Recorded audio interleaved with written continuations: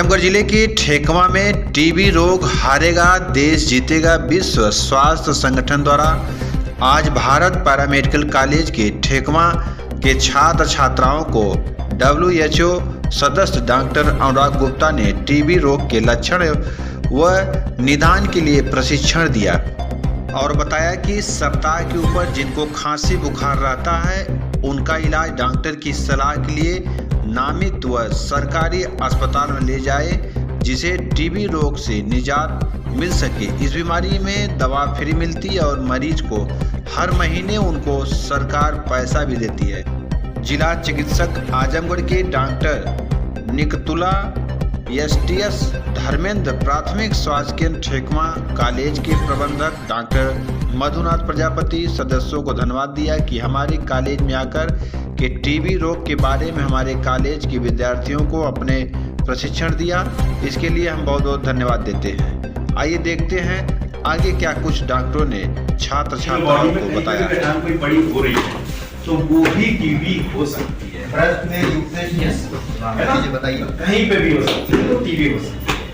ये तो हो गए लक्षण। अब आपको ये पता चल गया कि भाई ये लक्षण है, चलिए रख लीजिए, हो गए फोटो।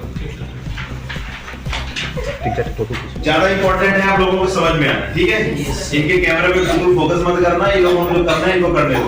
आप लोगों को चीजें बिल्कुल समझ में आनी जो कहीं पे भी काम कर रहे हो या फिर आपका परिवार में जो कोई भी आपसे बात करता है कि मुझे इतने दिन की ऐसी तकलीफ है, खांसी यही है, तो आपको क्या करना है कि आपको ये डायग्नोस हो जाएगा इसको टीबी हो सकती है।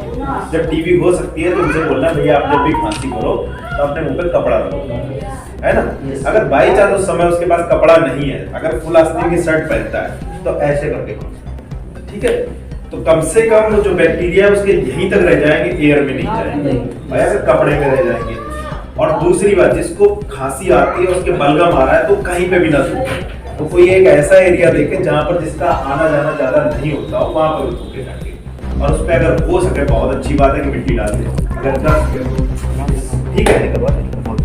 ये तो ये हो गया कि टीबी के बारे में हमने प्रिकॉशन समझ लिया। अब आता है टीबी का आप लोगों का बेनिफिट हो गया। अब इसके अलावा आप लोगों को कुछ लग रहा हो जो पूछना चाह रहे हैं, चलाओ अपना दिमाग, आएंगे क्वेश्चंस आते रहते हैं पढ़ते समय। टेंशन लेने की बिल्कुल जरूरत नहीं है, हम डांटने वाले नहीं। कोई पेशेंट आपको मिल गया एक बार खांस रहा है, कितने दिन खांसेगा? ज्यादा, ठीक ना। उसको सबसे पहले क्या करना है?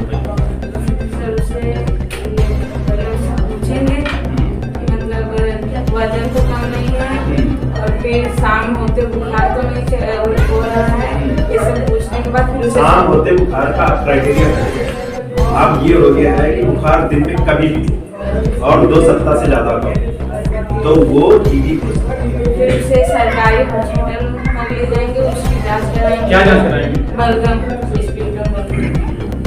सरकारी अस्पताल में किसको दिखाएंगे? आप सीधा जाके जांच करवा लेंगे? नहीं सर, डॉक्टर से। अगर आप खुद CSO बन जाते हैं या खुद डॉक्टर बन जाते हैं तो आप खुद रिफर कर सकते हैं। लेकिन जब तक आप डॉक्टर या उस कंडीशन में नहीं है तब तक आप पहले डॉक्टर को दिखाएंगे और अपने STS को इन्फॉर्म कर देंगे तो STS उसको करवा देंगे, आपकी जो भी जरूरत होगी वो करवा देंगे, है ना। तो टीबी बारे में समझिएगा। एक बंदा जो खड़ा हो जाए तो फटाफट बता दे टीबी बारे में क्या करना है। हाँ दूसरा पूरी खड़े हो, बोल दो, चलो खड़े हो।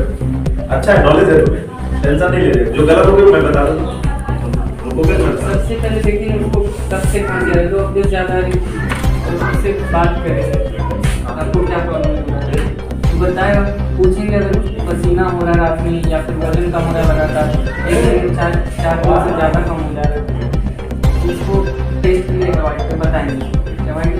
ये तो हो गया। चलो अब टीबी का बैठो। अब टीबी का हमें कैसे पता चलेगा कि सामने वाले को टीबी है या किसी को टीबी है? किसी को पता है? कोई भी बोलो। सर तो जैसे ज्यादा खांसी आएगी और फिर मतलब कमजोरी होगी और बलगम में खून आएगा, एक खाना है और शाम होते ही बुखार हो जाता है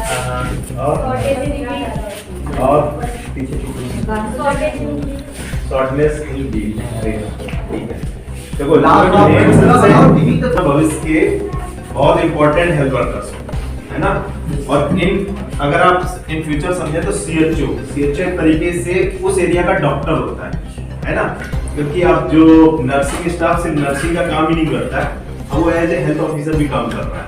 तो आप लोग इन फ्यूचर अगर हेल्थ ऑफिसर काम करना चाहते हो और अपने नर्सिंग में ही काम करना चाहते हो तो बहुत अच्छी जगह पे आप लोग जा सकते हो फ्यूचर। मतलब एम्स में तो अराउंड 80,000 सैलरी मिलती है, तो बहुत अच्छी आपका प्रोफेशन है और ये मेहनत और त्याग का मेहनत और त्याग का प्रोफेशन है ना। और सबसे इम्पोर्टेंट इसमें मेहनत क्या होती है, नॉलेज। हम कभी किसी चीज को डिनाई नहीं कर सकते कि हमें नहीं आता है, क्योंकि एक पेशेंट की लाइफ के साथ